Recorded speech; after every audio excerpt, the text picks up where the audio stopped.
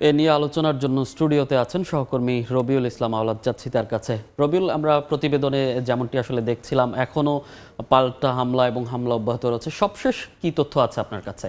আপনি ঠিকই বলেছেন, পাল্টাপাল্টি হামলা অব্যাহত রয়েছে।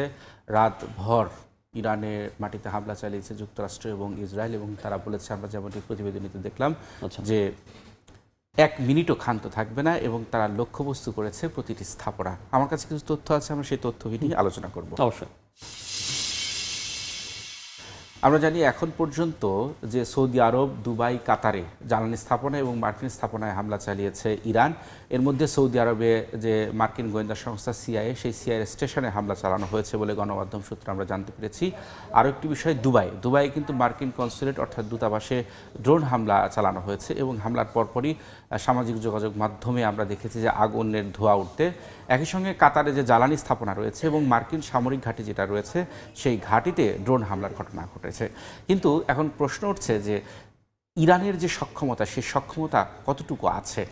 আমরা জানি যে যুক্তরাষ্ট্র এর মধ্যে বলেছে যে তাদের যে সামরিক সক্ষমতা, সেই সক্ষমতা নিঃশেষ হয়ে গেছে। কিন্তু এই যুক্তরাষ্ট্রের পক্ষ থেকে এরকম দাবি করা হলেও ইরানের যে তাদের যে তৎপরতা, তাদের যে সামরিক পদক্ষেপ, সেটি কিন্তু একেবারেই তার উল্টো। আমরা জানি যে যুক্তরাষ্ট্র অত্যাধুনিক ক্ষেপণাস্ত্র ব্যবস্থা এবং তাদের যে প্রতিরক্ষা ব্যবস্থা, সেই প্রতিরক্ষা ব্যবস্থা ভেদ করে তুলনামূলক কম মূল্যের যে ড্রোনগুলো তৈরি করেছে, সেগুলো দিয়েই তারা আক্রমণ করছে। অর্থাৎ এই আক্রমণটা ইরানের পক্ষ থেকে যেভাবে করা হচ্ছে, সেটা হলো যে যুদ্ধটা যতটুকু টিকে থাকার লড়াই। এই অল্প দামের ড্রোনের মাধ্যমে যুক্তরাষ্ট্রের ব্যয়বহুল যে ক্ষেপণাস্ত্র, সেগুলোকে প্রতিহত করতে যে ব্যয়বহুল ক্ষেপণাস্ত্র তারা ব্যবহার করতে হচ্ছে, আসলে এর প্রভাব আসলে কতটুকু? এর প্রভাব এখন পর্যন্ত যে হচ্ছে যে পাল্টা কিন্তু হামলা চালাচ্ছে ইসরায়েল। আমরা জানি যে তেহরানে হামলা চালিয়েছে, তেহরানের পাশাপাশি রাতভর লেবাননে হামলা হয়েছে। সেটি আসলে বলছিলেন। আমরা যে বলছিলাম যে মার্কিন হামলায় ইরানের যে সব প্রতিরক্ষা ব্যবস্থা ধ্বংস হয়ে গেছে, ট্রাম্পের পক্ষ থেকে বলা হয়েছে। আরেকটি বিষয় হলো যে স্পেন কিন্তু বলেছে যে তাদের সামরিক ঘাঁটি ব্যবহার করতে দেওয়া হবে না, এবং এরপরে কিন্তু ট্রাম্প স্পেনের সাথে সব ধরনের বাণিজ্যিক সম্পর্ক ছিন্নের ঘোষণা দিয়েছে। আরেকটি বিষয় আপনাকে বলে রাখি যে মধ্যপ্রাচ্য থেকে কিন্তু এরই মধ্যে 9,000 মার্কিন নাগরিককে সরিয়ে নিয়েছে যুক্তরাষ্ট্র। এটা মার্কিন পররাষ্ট্রমন্ত্রী মার্কো রুবিও বলেছেন। কিন্তু সবচেয়ে বড় ব্যাপার হলো যে এই যে যুদ্ধ, ইরানে যে হামলা চলছে অনবরত ইসরায়েল এবং যুক্তরাষ্ট্রের পক্ষ থেকে, তাদের পক্ষে সমর্থন জানাতে এরই মধ্যে কিন্তু ব্রিটেন এবং ফ্রান্স মার্কিন রণতরী পাঠানোর সিদ্ধান্ত নিয়েছে। একই সঙ্গে যে ন্যাটোভুক্ত যে দেশগুলো রয়েছে, সেই কিছু কিছু দেশ, সব দেশ না, কিছু কিছু দেশ কিন্তু যুক্তরাষ্ট্র এবং ইসরায়েলকে তাদের সামরিক ঘাঁটি ব্যবহারের মনসম্মত দেওয়া হয়েছে। আমরা একটু এ সংক্রান্ত একটি প্রতিবেদন দেখে আসবো।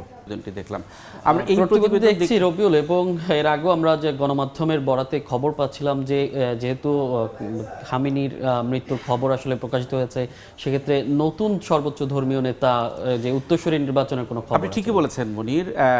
ইরানের যে সর্বোচ্চ ধর্মীয় নেতা আয়াতুল্লাহ আলী খামেনির কিন্তু নিহত হওয়ার পর কিন্তু সবচেয়ে আলোচনা ছিল এই বিষয়টি যে পরবর্তীতে কে দায়িত্ব নিচ্ছে, তার এই দায়িত্ব, এবং এই দায়িত্বের উপরই কিন্তু নির্ভর করছে ইরানের শাসন ব্যবস্থা।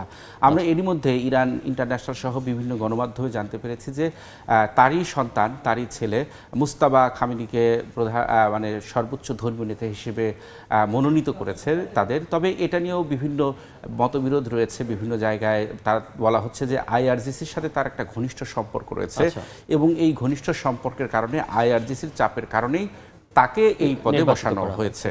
তবে এখন ভবিষ্যৎ বলবে যে ইরানের আসলে শাসন ব্যবস্থা কোন দিকে যাচ্ছে।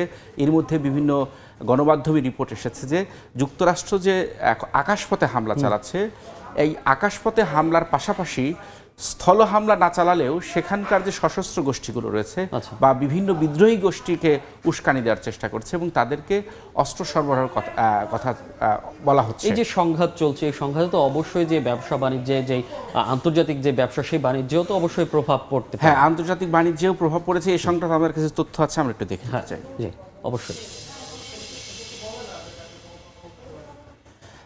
ইরানের যে পারমাণবিক স্থাপনা এবং সেখানে আইএইএ জাতিসংঘের যে পরমাণু যে পর্যবেক্ষণ সংস্থা, সেই পর্যবেক্ষণ সংস্থা কিন্তু বলেছে যে নাতানস যে পারমাণবিক স্থাপনা সেখানে হামলা হয়েছে, তবে বড় ধরনের ক্ষয়ক্ষতি হয়নি। আচ্ছা।